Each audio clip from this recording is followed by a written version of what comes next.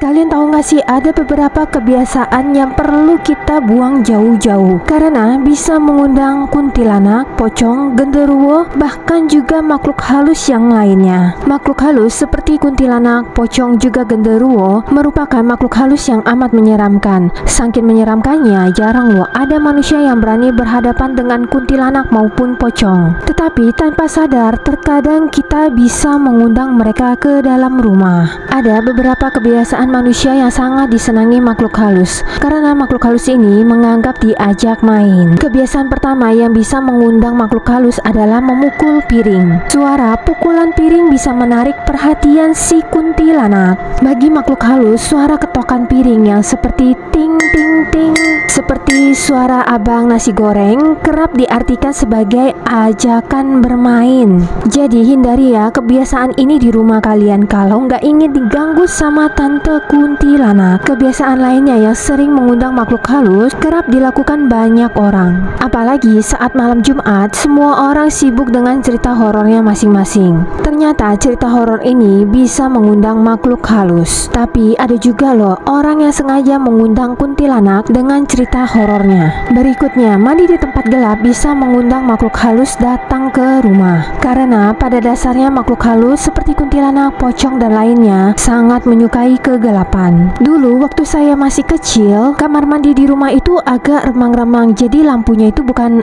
berwarna putih bohlamnya, tapi bohlamnya berwarna kuning, agak kuning-kuning gelap gitu sih. Nah, jadi dulu saya paling takut kalau namanya disuruh ke kamar mandi. Karena setiap saya ke kamar mandi itu selalu saya lihat ada tante kuntilanak. Terkadang bukan hanya tante kuntilanak, tapi juga ada anak-anak kecil. Jadi setiap kali saya buka pintunya kamar mandi, selalu saya lihat ada anak kecil cowok ya, tapi dia lagi jongkok di pojokan. Kalau dulu saya disuruh mandi itu benar-benar paling takut banget. Bahkan saya pernah sempat dulu ya, waktu saya masih kecil, sampai 1 minggu itu saya tidak berani mandi. Bahkan mau itu pagi, siang, ataupun malam, kalau mau buang air kecil, saya juga nggak berani ke kamar mandi. Saking takutnya dulu waktu saya masih kecil, buang air kecilnya itu sampai di plastik. Kebiasaan berikutnya adalah menyisir rambut di tempat remang. Ternyata bisa mengundang kuntilanak. Menyisir rambut di depan kaca pada malam hari atau jam 3 subuh, apalagi di tempat yang remang-remang, bisa mengundang kuntilanak. Kebiasaan terakhir yang bisa mengundang makhluk halus adalah menyimpan kursi kosong di depan cermin. Jadi jangan menyimpan kursi di depan cermin karena kuntilanak bisa datang. Agar kuntilanaknya tidak datang ke rumah, sebaiknya kursi kalian disimpan di sampingnya cermin. Atau juga kalau mau lebih aman, simpan kursinya jangan di depan cermin ataupun di sampingnya, tapi di tempat lain. Jadi itu beberapa kebiasaan kita yang memang dapat mengundang makhluk halus.